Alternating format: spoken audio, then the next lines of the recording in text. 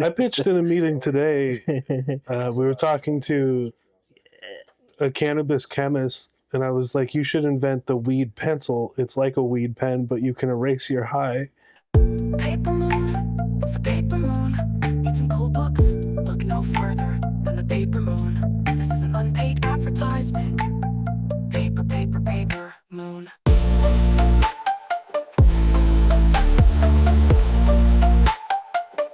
That's the end of the song. Welcome to Live from the Moon, where Josh and I did not have our notes pulled up. What's happening, everybody? My name is Joshua. My name is Eric. And this is Live from the Moon, where we chat with artists we love to find out why they're so cool. Today, we've got Art with a Waddle to chat with us about art, anime, and murals. But first, Eric, what's happening? How's it going? Poppin'? It's going good. I've been on like a spiritual journey lately. Well, I've been having a fun time. Yeah. Should we acknowledge the fact that the background is suddenly different? I think we should start there. Before we get into your spiritual journey. Yeah. So we both moved. Eric, you were living in Albany. Yep. What brought you to Troy? Mostly Paper Moon, to be honest. It was getting really tiring to be like booking and running a show and then driving 25 minutes home. And the place I was living in Albany was like right by the high school, and fuck high school students, actually. Like teenagers are the worst. And so like the renewal came up and it was like, let's see what's in Troy. And then we looked at a place with the kebab people. And we were like, we might move here. And then our current spot came open. And it's been good. So Nice. I don't think they're very different. I was talking about this recently. It doesn't feel like I'm like any further from Albany than I used to be. Yeah, and I mean, usually people move to Troy because of the nightlife scene. Yeah. And the only nightlife scene you really participate in is your own gigs. Yeah. You know, you're not really Yeah. at the bar. You're not at the pickle, closing the pickle. So like, what are you enjoying about Troy so far? I'll say I've been out more than I used to be, because the nightlife scene is like more accessible. I think for me, I'm a quietly kind of introverted person. So even like part of why I'm mostly going to my own stuff is because that kind of fills my quota of like how long I can be out in the world. Yeah, you also book all the homies. So it's like, Yeah. they're all going to be there, and then they'll see me there, and then they can't say they haven't seen me. Yeah. Yeah. They're there. And it's a lot of like house partying for us and stuff like that. But along with the nightlife scene in Troy, I think there's a much better day life scene. Oh, cool. Right. Yeah. The only thing I've wanted for here is coffee between the hours of 2 p.m. and 8 p.m. Yeah, that's a rough one.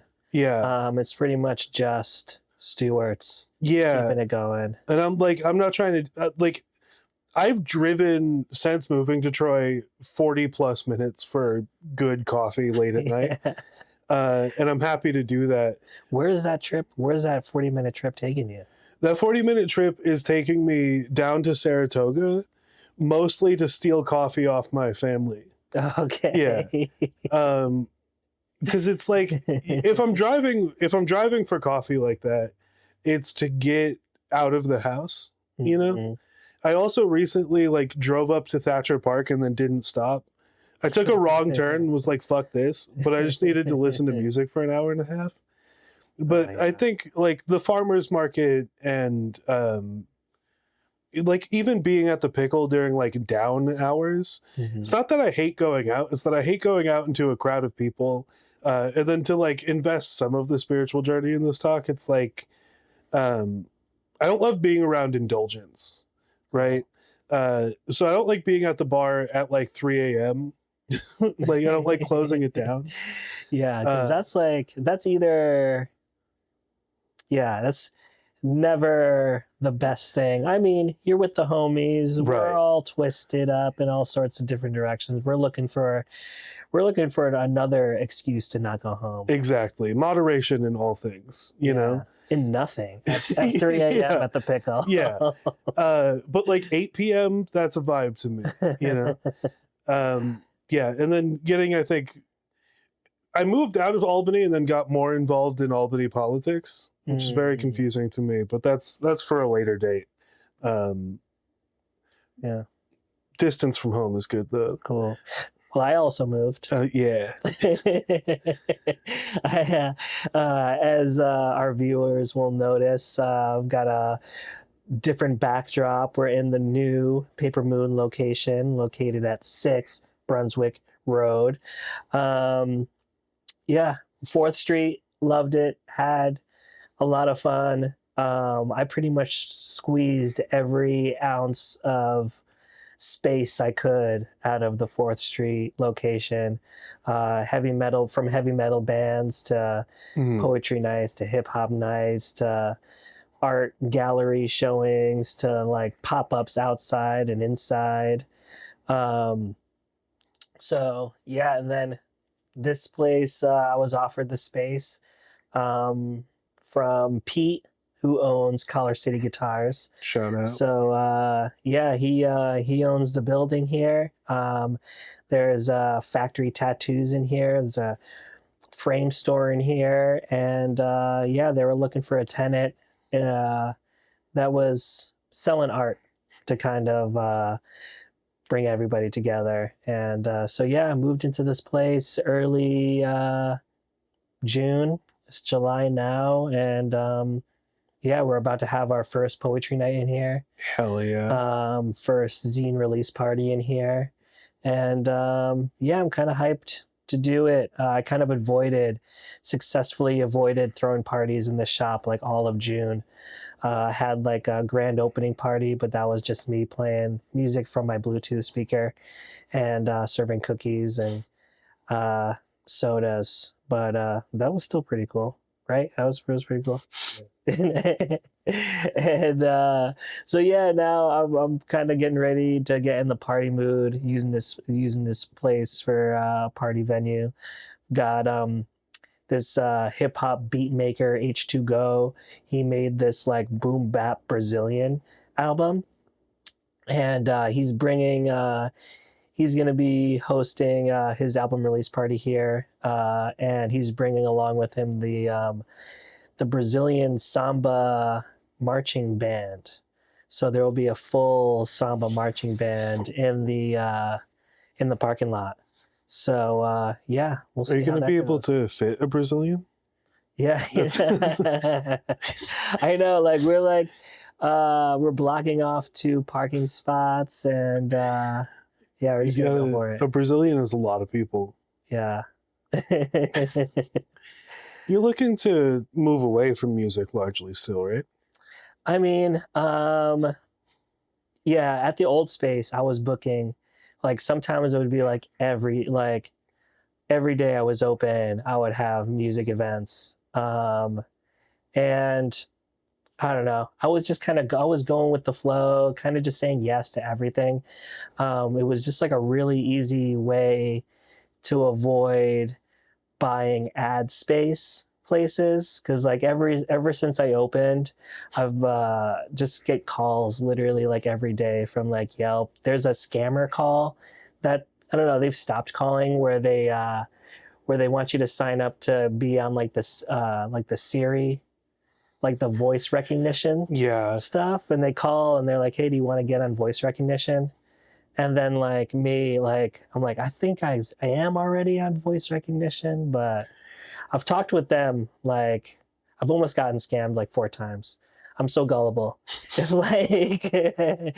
like you call on my phone and like I don't know, I answer the phone, I'm just gonna believe whatever you tell me. It's I'm just the most gullible person. But I don't know. Eventually I just kind of hang up. Yelp runs like the big strong arm scam of like, we'll delete you, which is crazy because who the fuck uses Yelp? I know. In 2025. They used to call me like weekly to get on the Yelp bandwagon, and they kind of push this feature where your page will be featured on other bookstores' page Mhm. to kind of like, other bookstores that aren't paying up.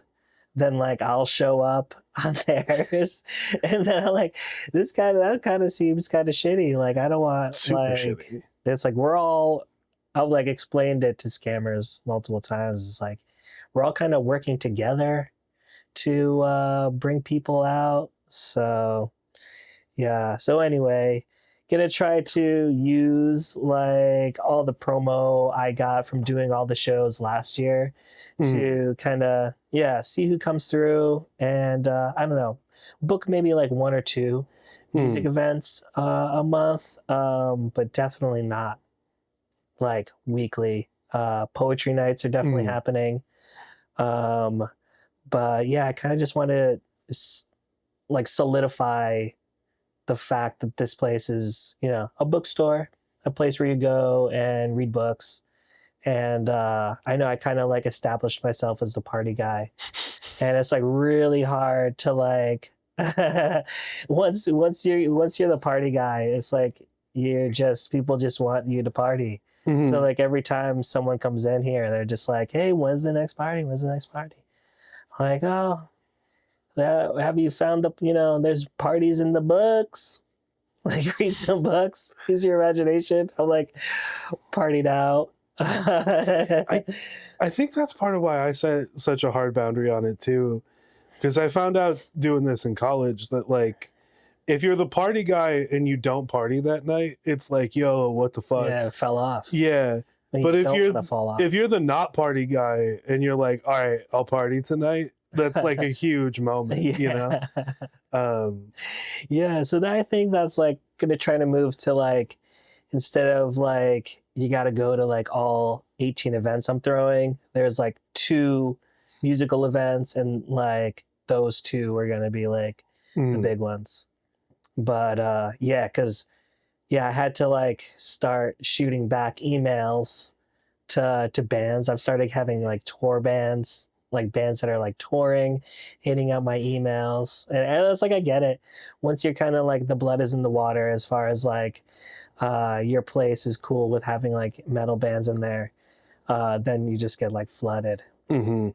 But yeah, I've been sending bands to Mojos. If you got a band out there and you want to play at a place with an actual stage with lots of microphones and monitors Good and coffee. party lights and coffee, yeah, hit up Neek at Mojos. Tell them Josh and Eric Paper Moon sent you, and yeah, they'll hook you up. But it's summer. Yep. How's your summer going? Are you a summer guy? You going to the beach? You I like ice cream? I have not yet. I've recently turned away from ice cream. Well, I'm hitting ice cream fucks me up years old, and I'm not doing a good job of accepting it. Because of moving and everything, my summer's off to a slow start. All right, But I'm planning to take some time off and get into it. nice. My summer's been very WNBA dominated. How about yours? Yeah, mine. I love going to Grafton. Mhm. Grafton is just like a weekly um, excursion, going out to the beach over there into the pond. The water is always like stays freezing Mhm. to like through mid-August, and I just love that. Just like getting like super crisp on the sand and then like jumping into the water where it's like ice cold. Yeah, it's a good vibe. And then the people watching at Grafton is always top tier. Mhm. And except for, I've got a gripe. I've got a bone to pick with people bringing Bluetooth fucking PA systems. Yeah. Yeah. It's like it's kind of not even low key, like very high key, ruining the vibe where there's like uh yeah, 20 different Bluetooth speakers playing 20 different types of music. And I mean, yeah, I love Bad Bunny as much as the next guy. But I don't know, maybe if there's a way we could all coordinate Mhm. like one Bluetooth speaker with Bad Bunny. Um but I yeah. always wonder, like, Because it's not like those people can't hear the other Bluetooth speakers, right? And then it becomes like, oh, your neighbor is playing it extra loud. And a lot of people like put their speakers where it's not even facing them. Yeah. It's kind of like facing the other people's picnic area. So it's like a 2-year-old's birthday going on, and it's just like loud ass shabuzi Yeah. playing. It's like you're not trying to hear the music. Like you're trying to not hear thoughts. I know. You know? But like there's always, if there's a if there's like a family gathering going on, like 20 people, like at least 2 of those people are like want to be the DJ. Yeah. Or just like insist that they're like the DJ. And it's like, yeah, we all know who Luther Vandross is. Like, it's not, let's enjoy nature. Let's like listen to the birds and the children running around. Yeah. Listen to the water. Listen to the water. Yeah. Listen to your thoughts. Yeah, look inside for a second. I've recently come to the thought that more people in bands should just be DJs. Like Whoa. Like any cover band would be happier being DJs, but less people who want to be DJs should try it. Yeah. Like, I don't know if there's anything more embarrassing than watching a bad DJ set. See that? You know? Yeah. And yeah, it's like DJing, I don't know, it's kind of like acid. I feel like everybody and nobody should do it. Yeah, exactly. So and then I don't know, it kind of like yeah, it backfires on me sometimes too, because I'll be at the pickle until 3 a.m. telling everybody in the bar how to DJ. Mm-hmm. So, and then like it bites me in the ass when then like 5 months later I'm at that bar and the person that I was telling to DJ is up there just like ruining the vibe. So Yeah.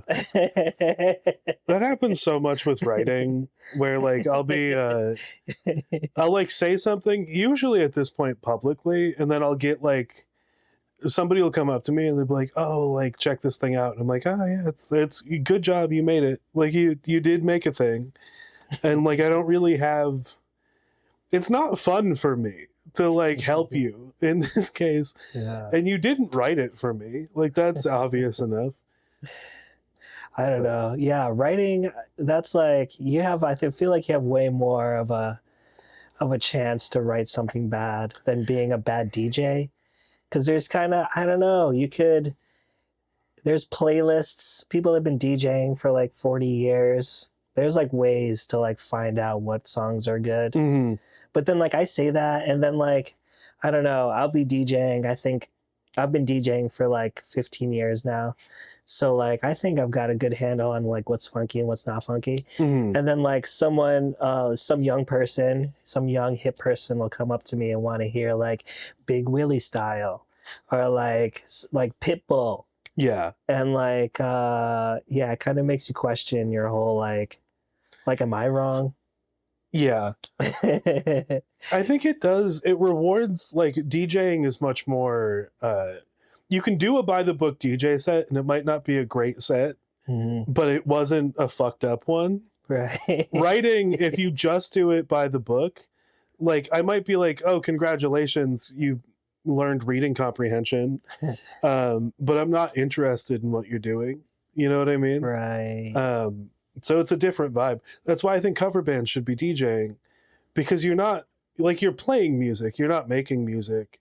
And it would be more rewarding for you, I think, to just DJ. Yeah. And the sad thing too, there's a lot of great musicians in cover bands. Yeah. But like people are not looking to hear like your wild rendition of like Hotel California. They want to hear like exactly how Hotel California like sounds on the record. This was I was talking about this with a friend, and they said part of the appeal of a cover band is that they like physically are playing the role of the band who they're covering. So I like addendum to this, you could replace the cover band with animatronics like Chuck E. Cheese and it would do a perfectly fine job. You know, like animatronic Jimi Hendrix. That's a good show. I'd go see that. Dude dressed up like Jimi Hendrix playing the songs, kind of good. Maybe not my thing. Oh, I know. It's tough because like the Jimi Hendrix just had like an unfair amount of riz Yeah. that like Yeah. nobody, and it's not like these songs, yeah, not really the technically the hardest songs, but just like that's like the one thing too. It's like, yeah, you could learn every note of Purple Haze, but are you gonna get the essence of Jimmy? Like, probably not. No, Probably not. definitely not. A quick anecdote. This is reminding me of an interaction I had a lifetime ago where I watched a guy do an acoustic set about he was very white and did an acoustic set about how the color of your skin doesn't matter, and then got off stage and came to the other artists and was like, yo, I feel like I just killed that. And one of the other artists said to him, and I quote, bro, your girlfriend's at the bar and she was on her phone the whole time.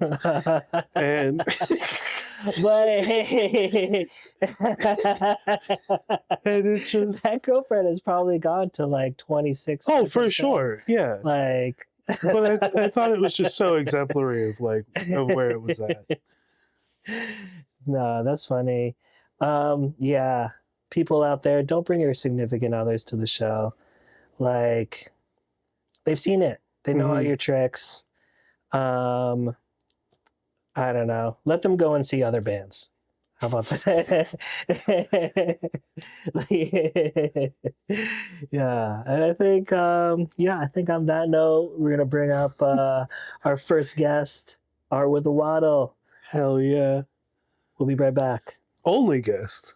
Our only guest. Yeah. Yes. Only guest for today. First and only. Hold the phone, book lovers. It's a double whammy from Hell Yeah Lit Publishing as they celebrate their very first year. First up, it's Mid-20s by Eric Turner.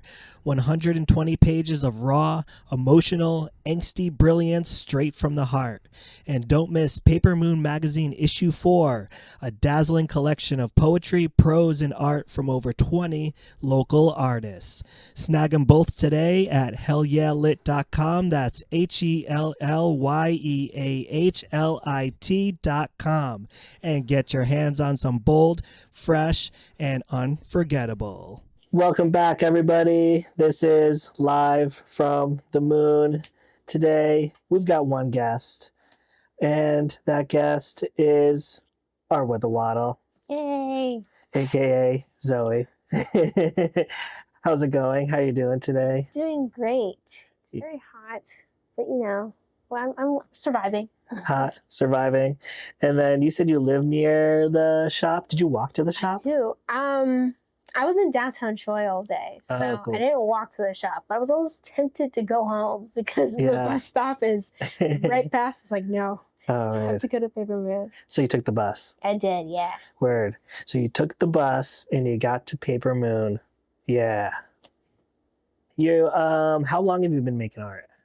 Do you... So I've been making art practically like my whole life. I'm 22, but Mhm. so I would say 22 years, but I didn't Yeah. take it seriously.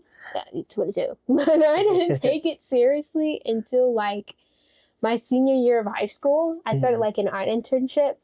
So that was, I want to say about like 10 years. Yeah. is What was when the internship? I did an internship with Mission Accomplish. Hmm. So it's like this internship mentoring program in Albany that was like partnered with my high school. And I did that for like the last semester, like built my whole business and stuff. And I was like, I want to do art for the rest of my life. That's what I decided. And Nice. so since then, I've been making art for like 8 years. Dope. And so then what was it about the internship that like really like was it like a mentor, somebody you met, or It was more of, they asked me a question of, what business do you want to do? Or more like, what is it that like you want to go to college for? Or like, yeah, like if you were to make a nonprofit, what would that business be? And I was like, I don't want.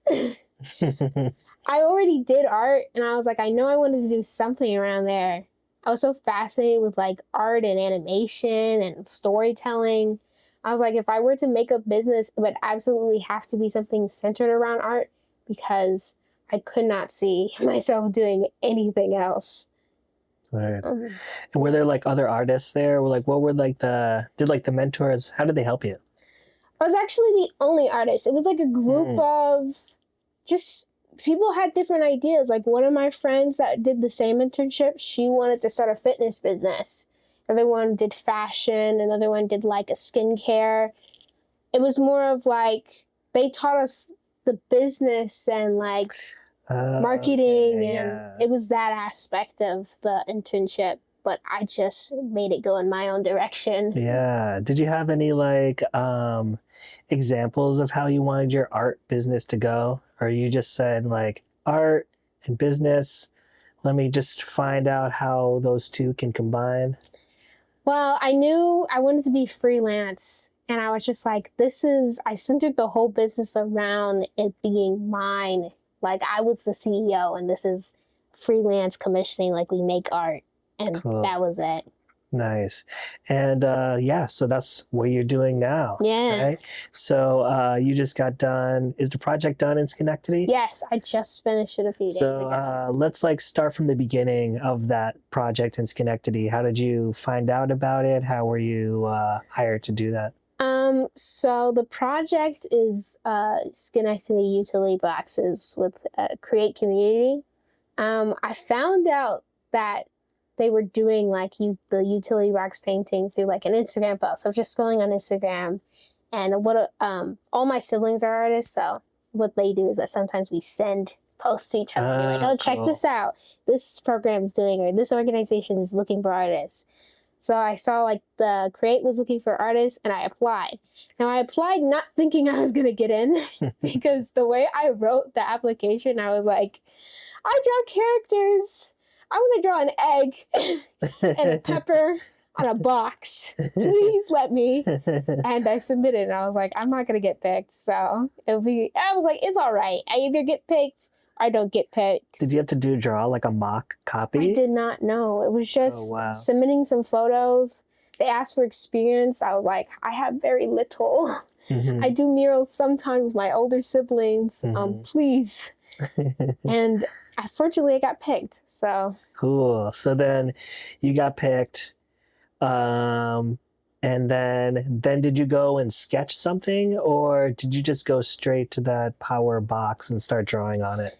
when I submitted my application, I kind of had an idea of what I wanted to do. I was like, okay, I know I want to draw these two or illustrate these two characters that I made up, like my egg character, my pepper character. I was like, I want to make art of my business pepper that's very tired, and the egg that's a DJ. And I want them on the phone in this, like, because they're like in love. And I was like, I want to make them on the phone on this mural illustration. So like I had an idea. There's like so many sketches of these characters in my sketchbook.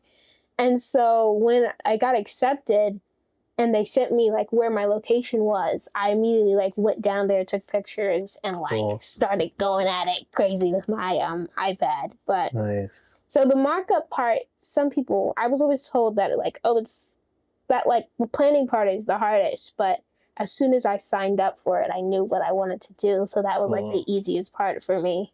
Nice. So then with your iPad, were you able to take a picture of it and then like draw on the actual photo that you took? Yeah. Google Drive and my iPad are my best friends. Yeah. So it's like I do everything on my phone. Like I went down there with my phone and took pictures, uploaded it to Google Drive, and then just saved the photos and worked on it from my iPad. Nice. And then were you like sketching it out? Then like how did the part come in where you're like actually there and like start drawing on it? That process, that was the most annoying, is getting the actual drawing on the box, because I was like, at first I was just going to take a giant graphic paper and like just trace over it and like print out multiple sheets and trace over it. But luckily, because I have siblings that do murals for a living, they had a projector. And so I Ooh. took it. I took it and I projected the design on the box. And that took days because it was like just heat wave, sunny all the time. I had to wait forever for it to get dark. Also, I don't drive. I'm on foot in Schenectady. So it's like I had to be out there late with this projector and just wait for it to get like dark enough. I was on like a roundabout, so it's like I had no space to back up. That was like the hardest part, but once I got like everything traced out and sketched down, it was like just being there after that. And then what is it about the egg and the pepper character that was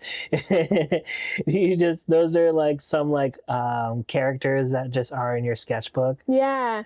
So originally I don't remember the context behind why I made the egg character, but I was like, I want to make a character. She's black, but she has an egg as a head. And she's a DJ. I have so many drawings of just her DJing. And I was like, I want to make another food-based character. So I made like a pepper, but I was like, he had to be like so different from her because I wanted them like to contrast each other. Mm-hmm. So he's just an overworked businessman. So he's wearing like a suit and a tie. And he looks tired all the time. And I was just like, I was like, my first project on my own, publicly, like forever, it has to be these two ridiculous characters. It was so funny while I was painting because people would just drive by and just squint at it because they're like, what the hell is that? Nice. But people ended up loving it once it was done, so. That's really cool. Yeah, it takes like a lot of bravery to like put, an original image on especially something that like people don't know about this egg person. They don't know, like a lot of people are gonna question everything about this art. But then that's the coolest thing about it. It's like your original idea. Is like the egg or the pepper guy, are they based off of real life people at all? They are not. I just made them up. I was like, yeah, you know what, hell yeah. I was like, there we go. Yeah, and then you've talked about your family a little bit. Your older sister does murals, but you were also a part of a group gallery show with all 7 of your siblings. Yeah. How did that come about? The gallery show was in planning for a long time. A lot of the times when we meet new people, and my older sibling Jade is like super popular around the like, they do a bunch of murals and they're also a big community person with a bunch of programs. So people know Jade, and then Jade, when we go out with Jade, people are like, oh, what's up, Jade? And then they see us and they're like, who are these people? And it's like, oh, these are my siblings. And then people are always shocked that we also make art as well. And so they're like, oh, you guys should put a show together, or you guys should do something together. And that would be super cool. So actually, like last year, we were like, it was supposed to happen sometime in December, but you'd be shocked how hard it is to get 7 artists at one place. Not shocked at all. for a show. But the creators of Context Collective actually hit us up and they were like, we're interested in doing, like, hosting a show with you guys. I don't know how Context Collective found out that there were 7 of us. I don't know if maybe Jade might have mentioned it, or Quill, because also they approached Quill about it first. Mm-hmm. But it was a lot of work. A lot of work to get everyone there. And talk a little bit about Context Clay. What is Context Clay? How was it working with the creators of Context Clay? So Context Clay Collective, they're our Context Collective Clay, either or. They are a sculpting studio where they host gallery events. They host sculpting classes, or they do workshops, or they just do paint and sips or sculpt and sips, and just a really cool place. Mariah and Ash, they emailed us and they were like, we want to host your place. I'm pretty sure I'm repeating myself. They're like, we want to host you guys. I've met Mariah for the first time. I don't remember how exactly we like ran into each other. She's like, I can't wait for your show. It's just like, do I know you? But it's a super cool place. It's like 2 stories. It's hard to describe. It's like a studio. It's like their own personal studio, but at the same time, it's like open to the community with their events and stuff. They're really big on art community. So like hosting events and working with artists is like their big thing. Kind of like Paper Moon. Yeah. And then how was opening night? Oh, opening night was fun. We were all nervous at first because we thought, are people going to show up? We thought a few people would show up, of course, like our friends and stuff. But the turnout was actually a lot more than we thought. There would be times where it's like, everyone is like, a lot of my siblings are introverted. So we were like, if we're in a space together, we're all huddled together. Yeah. But there were some times where we just couldn't be together at the time because there were so many people and so many people wanted to like speak and talk to every artist, Right. which was really cool. There is music we like put together. We all have very different, like being different artists, we also all have very different musical tastes too, Mhm. which is music is like a big thing in our family as well. So it's like, the playlist was wild. It's just would you be able to break down what each of your 7 siblings wanted to hear? Jade likes a lot of rap, hip hop, R&B. So does my brother. So does my older sibling. Me and Quill more like instrumental, but me specifically, I like K-pop and J-pop. So any possible way, I'll try to throw it in there, catch everybody off guard. Yes. There is one thing where it's like Zach Fox, we are a big fan, 3 of my siblings are a big fan of. So we would throw in Jesus is the One. Oh yeah. That song every now and then to throw people off. It's like that song was on the playlist multiple times. Yeah. Like, y'all have That's to how you hear DJ. Exactly. Y'all have to hear this song. So yeah, that's cool. And then what was your portion of the night? What pieces did you have up there? So a lot of my art is character design and illustration. So like I'll make up characters, write stories and stuff for them. I actually do like a character design zine. So like some of my characters, I like write short stories and like bios about them and put them in the book with like illustrations of them. And so I had that one up with some of their portraits. I have like a lot of character portraits that I like illustrated and made them like mashed together that was up. I also have, since my art is so illustrated and like cartoonish, there are some pieces I have that are my successful attempt at realism, realism in my style. Yeah. So I had like 2 pieces that I put together of like illustrations of Black women those 2 were like really popular. And then of course penguins. It's in the name, Art with a Waddle. So. Yeah. I know. I think we skipped past, why Art with the Waddle? Why penguins? So in middle school, it's actually a pipeline. It starts from elementary school to middle school. In middle school, I had a very deep obsession with cats. And I was like, I love cats, and this is my favorite animal, and I'm going to make this my whole personality. But then once I got into middle school, I was like, do I really like cats? What animal resonates with me? And then I watched Happy Feet, and I was like, I like that penguin. Matter of fact, I like all penguins.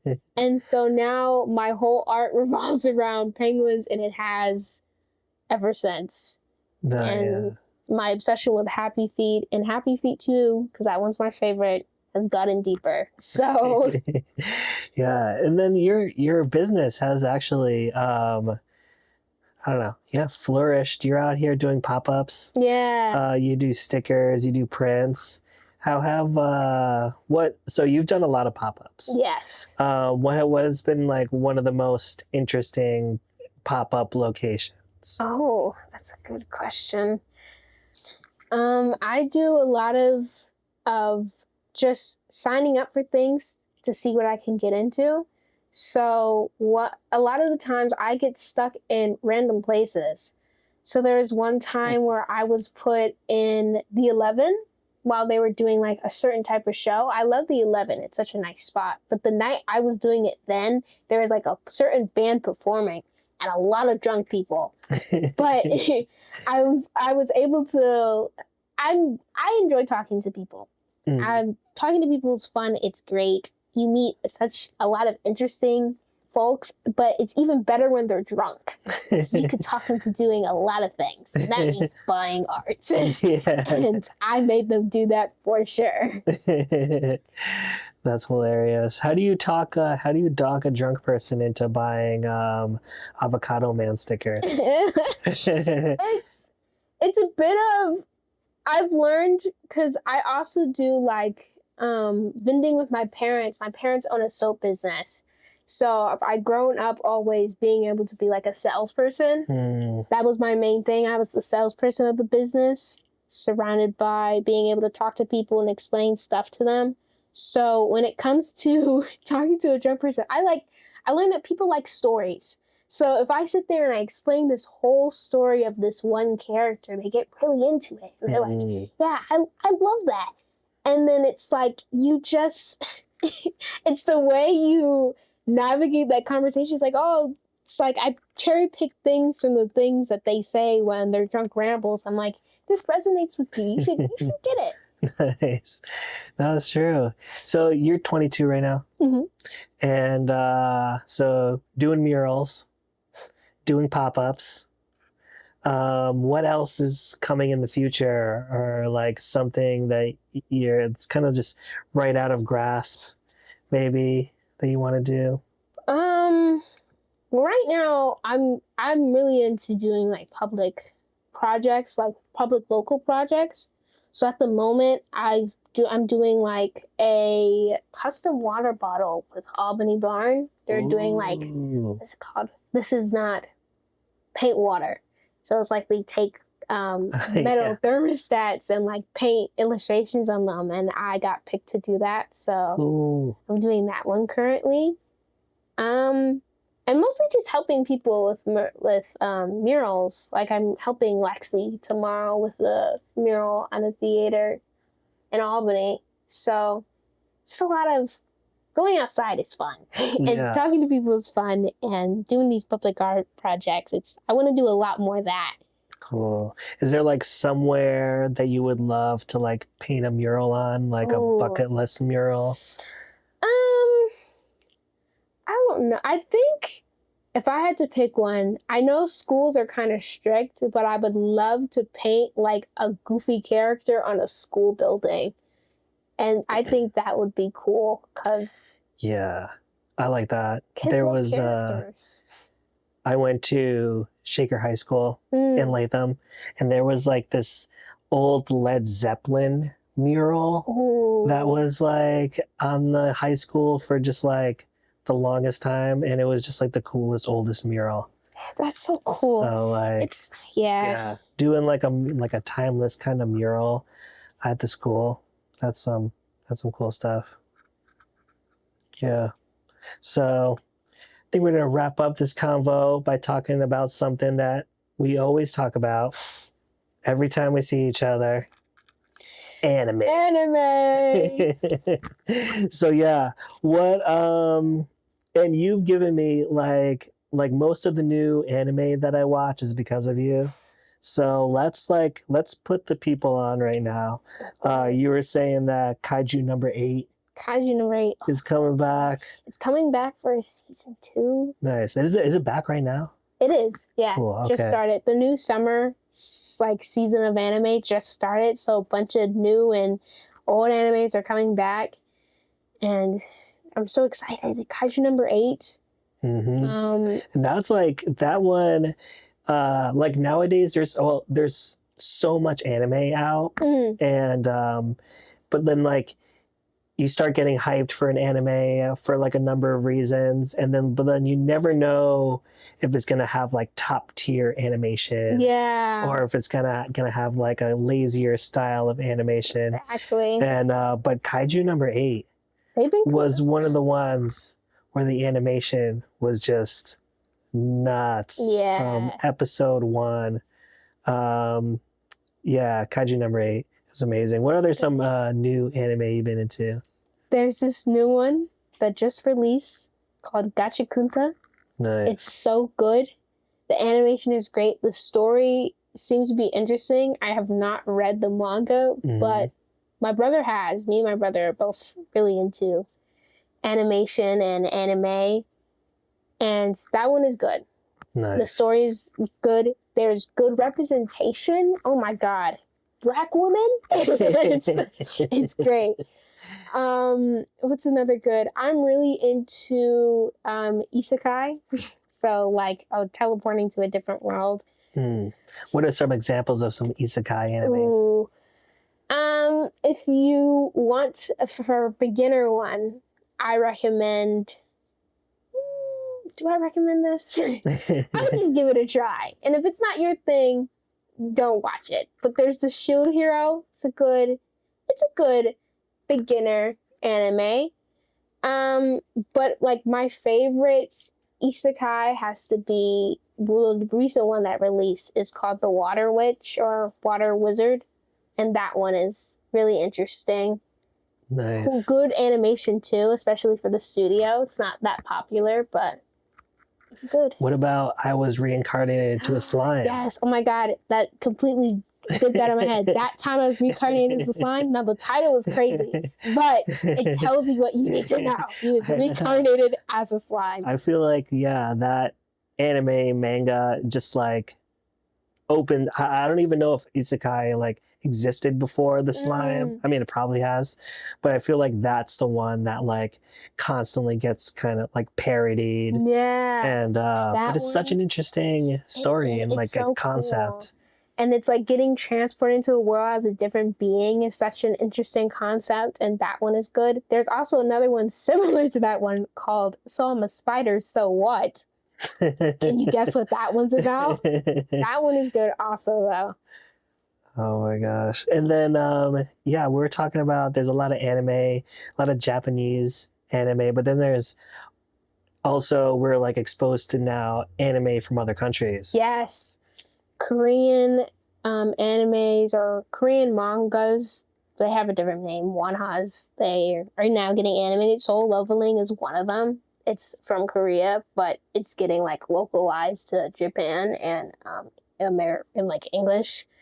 There's also Chinese anime. I forgot the proper name for it, so my bad. But there's a really Chinese anime called Link Click that's like really good. It's about like time travel, and it's very interesting. Like you have to like lock into that one because like everything that goes on is important. Nice. So yeah. I'm gonna come out right here. I've tried Solo Leveling.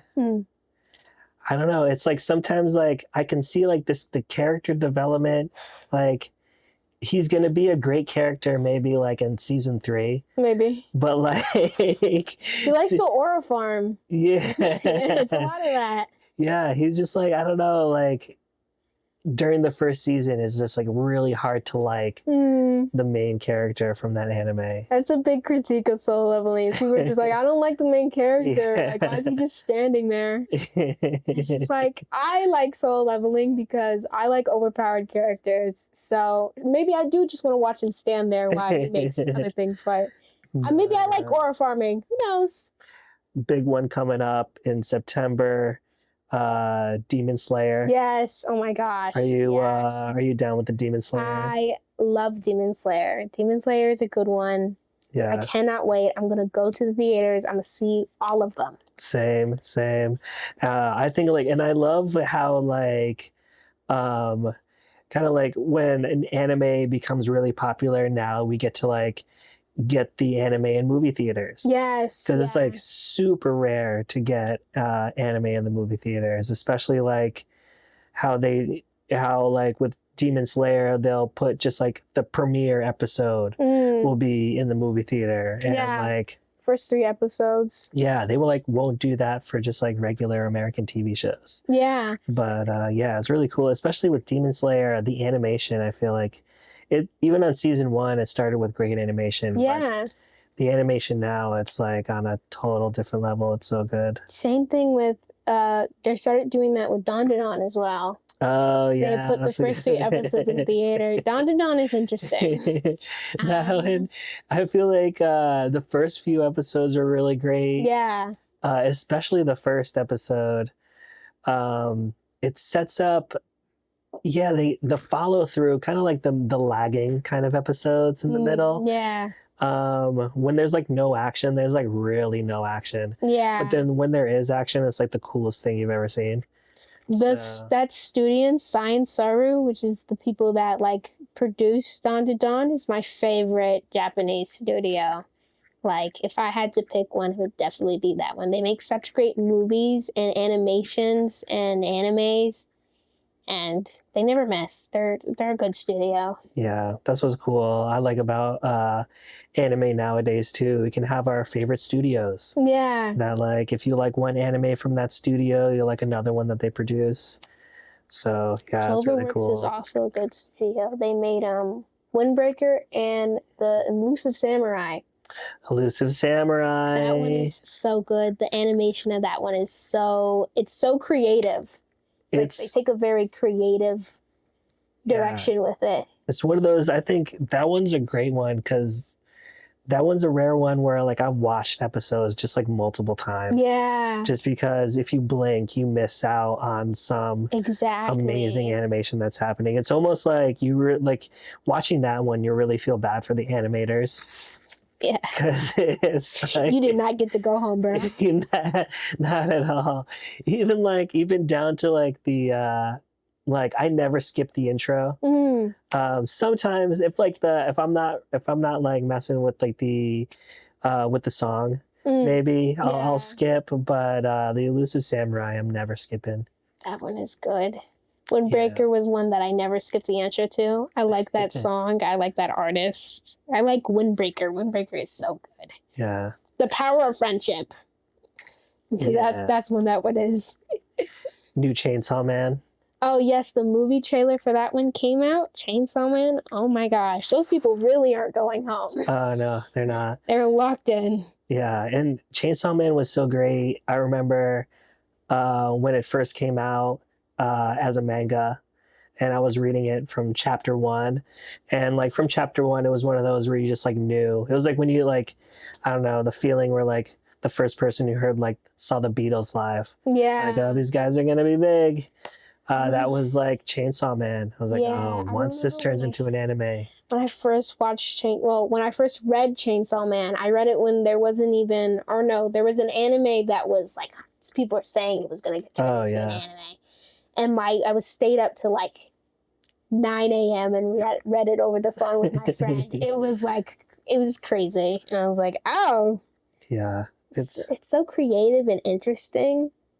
Yeah, and the writer and the artist, he's like, he puts like subliminal messaging into the art and all these like references like classical artists. It's really interesting. I'm like not caught up. I kind of stopped reading the manga. I'm not caught up at all. But yeah, that's like, I'm more hyped for Demon Slayer and Chainsaw Man movies than I am for the new, I don't know, Christopher Nolan movie. That's just Christopher Nolan, step it up, make an anime. Wait, if you want to be sad, there's this new anime that came out called I think Tokopi. Yeah, I don't know the name off the top of my head, but it is very depressing, and I recommend it if you want to cry. The first episode. There you go. Another one if you want to cry. Free Run. Yes, Oh my gosh, that one will make you sad. Yeah, I think it's coming back like It next is. year, Yes, like next July. 25 So, episodes. yeah, 25 episodes. Yeah. We're back. Christopher Nolan, pay attention. Free run. Need to get on that. Cool. Art with a Waddle. Thanks so much for coming. Of course, thank you for having How can me. people find you on the internet? You can find me on Instagram, Art with the Waddle, Zoe, Art with the Waddle with periods in between. Yeah. Yeah, follow Zoe on Instagram. Go to their pop-ups. Go admire their art, their murals, and then follow the rest of their amazing siblings. They're all really great artists. If you see one of us, I promise you there's another one near. True. Zoe, thanks so much. Of course. We'll be right back. Are you tired of the same old dusty paperbacks? Then zip on down to Paper Moon Bookstore, where every shelf is an adventure.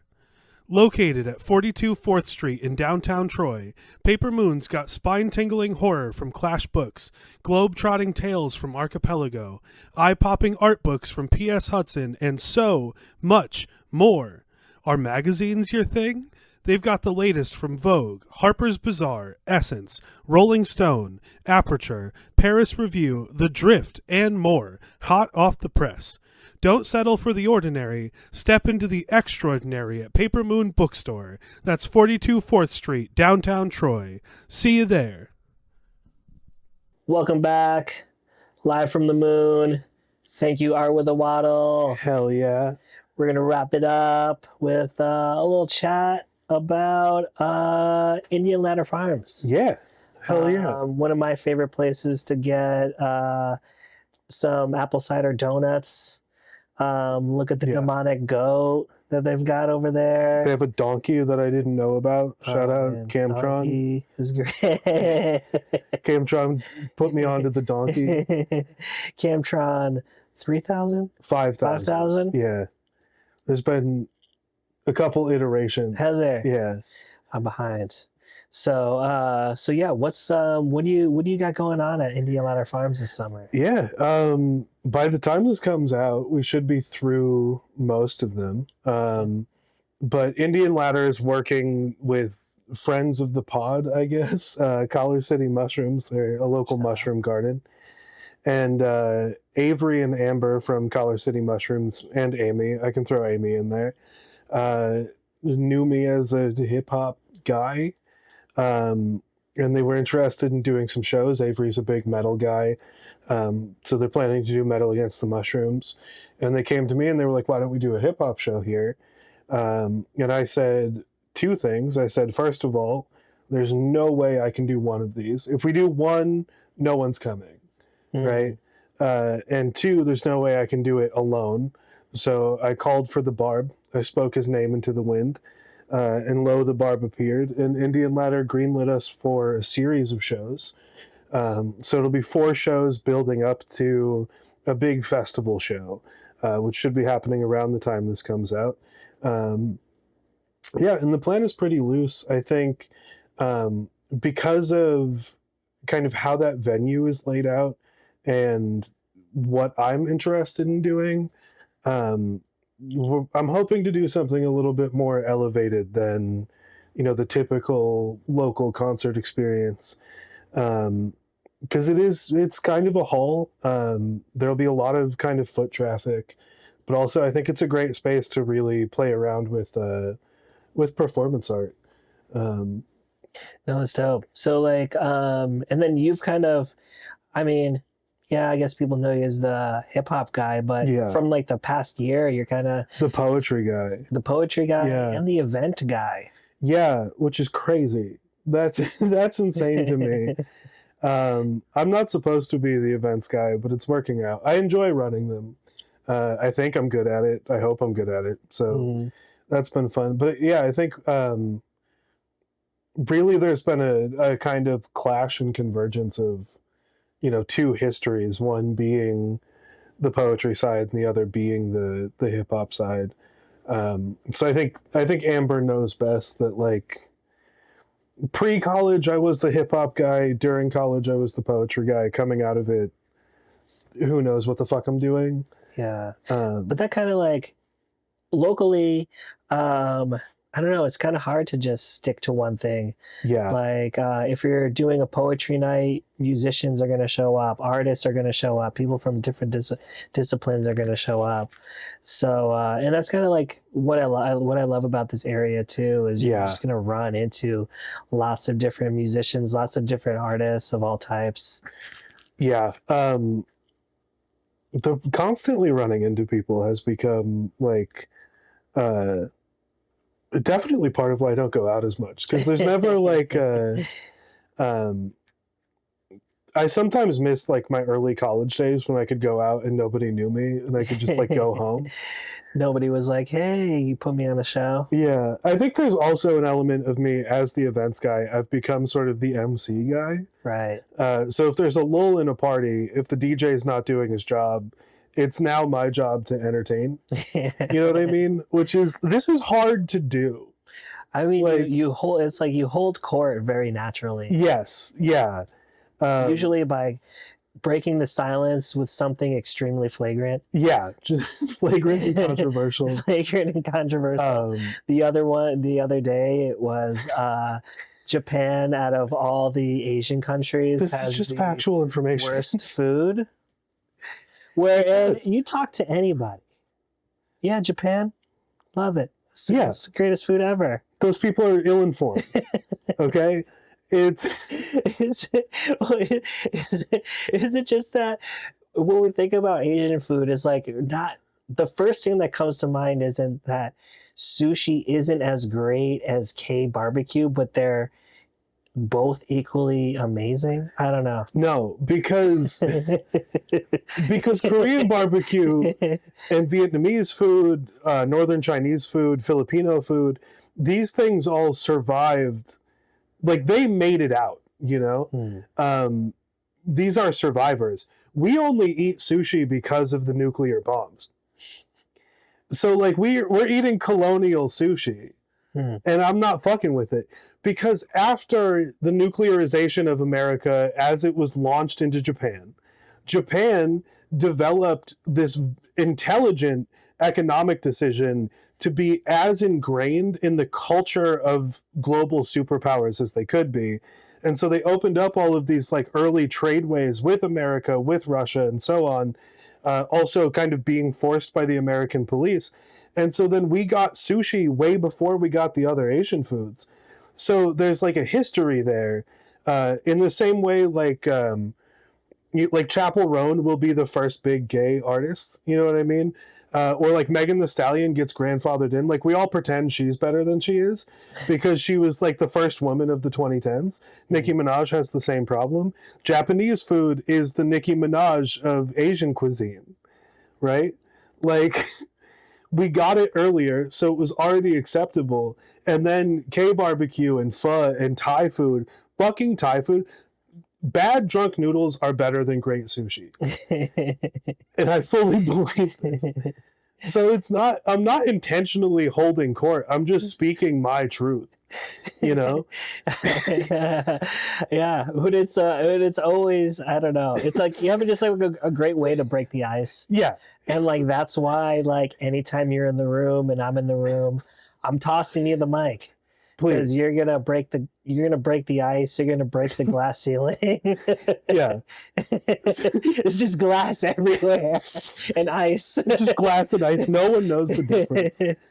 The other day, I was putting my vape on the charger on the TV mantle because I was pacing around my house during a phone conversation, and I put my vape on the charger and I knocked over a Jesus candle, and it just like sprayed glass everywhere. Oh yeah. And I feel like I'm not a Christian, but I think that is a bad omen. And then I was telling my mom about it, and my mom was like, if you don't believe in God, why do you have Jesus candles? And it's like, because he's shooting rainbows at people. Right, because aesthetic. Yeah, and gay blast Jesus is dope. And what if? Yeah, I don't know. I'm hedging my bet. I'll light a candle. Yeah. If that's what Jesus needs from me, Yeah. that's fine.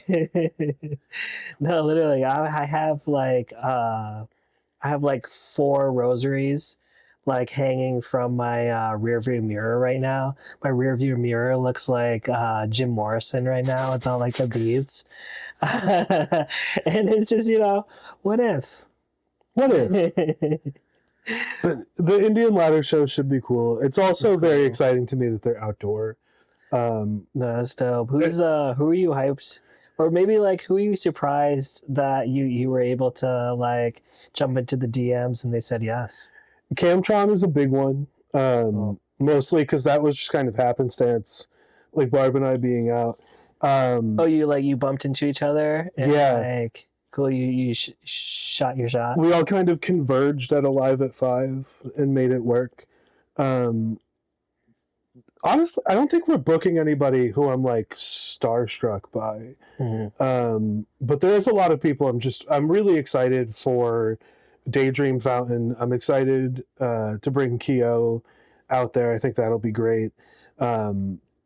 Really excited by Shiloh and Monday. I think they'll fit the vibe really well. And then always Ayla. Anytime I can facilitate that, I'm always happy to. Yeah. And anytime I open up a local publication, Ayla is just right in there. Yeah. They're on a tear right now. Mm-hmm. We were just talking to me and Wavy, we were talking about maybe putting her on a show, but then hesitating. It's like one of those things with local artists. It's like I want to invite them to play a show, but then because I'm noticing they're playing a lot of shows, but then maybe because they're playing a lot of shows, they might not want to do shows. But there's a couple non-confirms. I'll say Rakim Ali, we haven't sorted the details out yet. But he was a big, like, Rakim and I know each other, but we don't know each other very well. But I saw his Alive at 5 set, and I was like, hey, I've got this thing coming up. I'd love to have you. And he was like, fuck yeah, dude. I think that's the crazier part to me, is like people are excited to say yes. You know what I mean? Well, it's like with I don't know, any promoters watching, if it's one of those things where find a cool different place. Like find a new place to host shows. Like we love all the regular places, but then it's like let's do shows in different places. Let's spread out. Let's like connect with different people. And I think it's really cool what you're doing with Indian Ladder, because it's one of those things where I don't know, anytime I've gone there, I've thought to myself, yeah, this would be a cool place to do like a Woodstock 99 situation. Yeah. But like I don't know, somebody else maybe can do that. Yeah. So, I'm glad that you stepped it up and like you're making dreams come true. Yeah, it should be very cool. Have you been so like we're gonna you're situating the shows to be like there's a show happening, but then there's local vendors happening. Yeah. You said you talked to Neek, second Neek shout out in the episode. He's developing like a little coffee cart. Not sure where we're at on that, but it's so important to me to have coffee at the venue. There is a place at Indian Ladder that does it, but it's like a 30-minute walk from the stage. Oh yeah. So they were like, "Don't worry, like we'll have coffee," and I was like, "No, you won't, because I can't go get it." Right. If I'm running the show, you know what I mean? You can't be doing security while also running to get coffee and... Yeah. But we've had a handful of reach outs. I'm excited to see what we can put together there.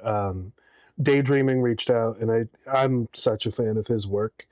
Petty Zine reached out. I'm a huge fan of them too. Nice. There's been a couple others that are still kind of more up in the air. I'm also excited we're planning some more Hell Yeah merchandising opportunities and some barb merchandising. Very cool. So that should always be fun. I probably have to get more books printed. So yeah, that's true. I was gonna ask if you had like more books. Yeah. So I think I just have one left. I have 4 remaining of the original print run. And I haven't doubled back yet. Because there's some economics that need to happen, and I have not had my negotiating pants on. Yeah. I've been doing so much of it in my work Yes, that was Yeah, where we were at. negotiating, and especially in the art kind of field, I'm the worst at it. I had this gig at River River Street Pub. Were you old enough to go to the River Street Pub? I think I was in, but not that I remember, Yeah. and I probably wasn't supposed So to. I had like, yeah, yeah, nah. I had a DJ gig there for a while, Mhm. and where it was like the price wasn't set. It would be like at the end of the night, kind of like the owner would just like have a wad of cash, and just be like, "Well, there wasn't," and then like flipping 20s and be like, "Well, there wasn't that Yeah. many people," and but yeah, That was something we talked about with the Indian ladder shows. Hopefully, by the time this comes out, we will have like sorted a payment system. Mhm. But I brought up by way of Justin that I wanted to be able to pay artists, and they were like, "Oh, we could hand everybody like $20," and I was like, $20 is insulting, honestly. Like it's I've gotten $20 for a show. I would rather not get paid. I don't mind doing it when it's like a door split or something like that. Right. Honestly, with poets, I think it's the work is equally valuable, but the performance maybe not as much. But then sometimes on the other side too, if we want to bring it back to wrestling, I've been listening to Cody Rhodes' podcast, and he was some of the best advice he was given when he had to go when he quit WWE and he had to go wrestle at the Indies was don't rob the bank. Mhm. You know, don't be that ex wrestler who's gonna ask for like a huge payment when you can see the situation. You're like, you went from, you know, wrestling at places where you're selling like 15,000 tickets Mhm. to like the indies where you're selling like 500 tickets maybe in like a gymnasium. Yeah. So it's like for artists out there, sometimes like, yeah, if the payment's not there, but it's like a really cool venue, maybe just go for it. Or if you like really like the promoter, you know, go for it, help the promoter out, help the scene. There's also I've been thinking a lot because of these promotions, because I'm an artist, and because on the back end I'm an entrepreneur.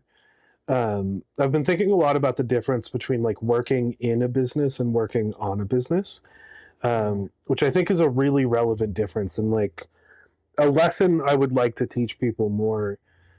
Because I think it would be easy for me to kind of cash out on ticket sales and book sales and like with a little bit more hustle, I could probably pay my bills right now doing that. Yeah.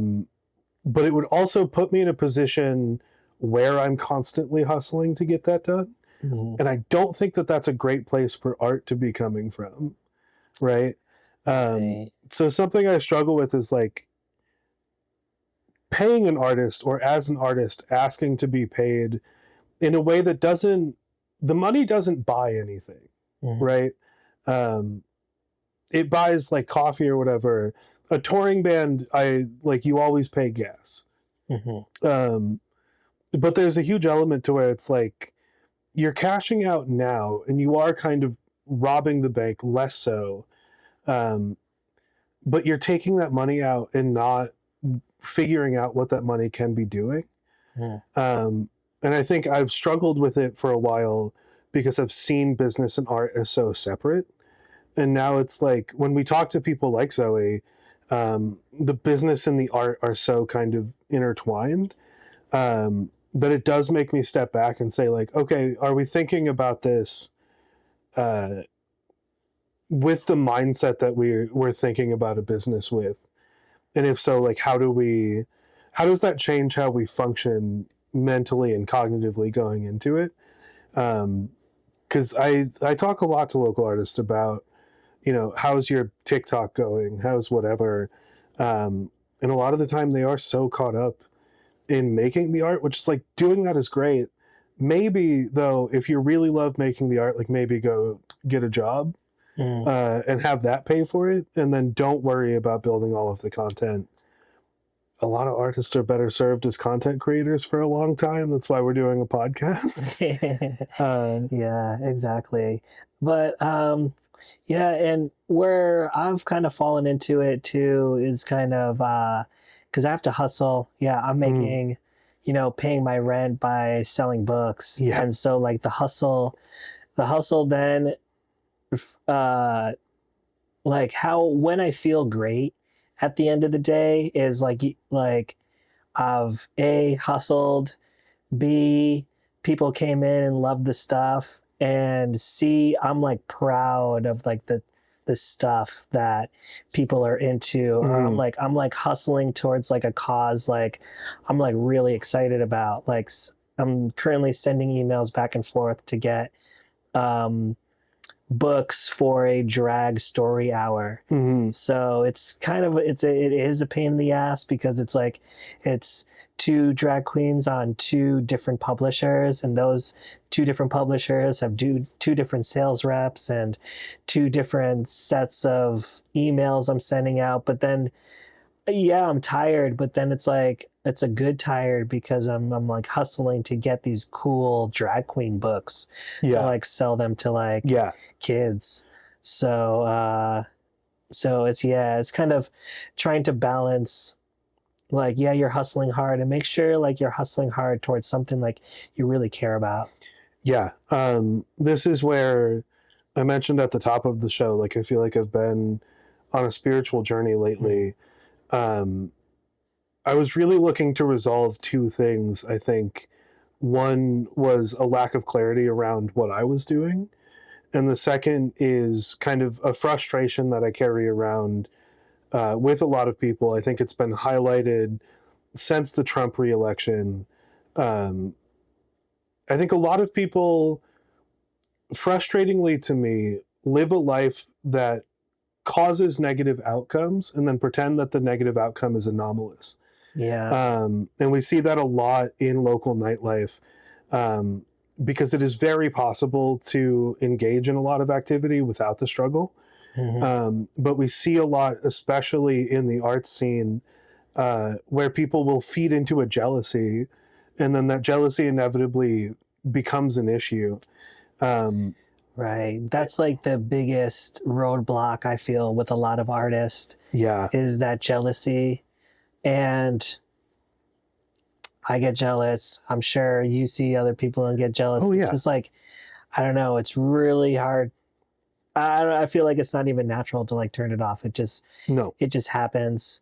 But it's just one of those things where you just gotta like everybody, literally every artist, we're all on separate journeys and we all know different people.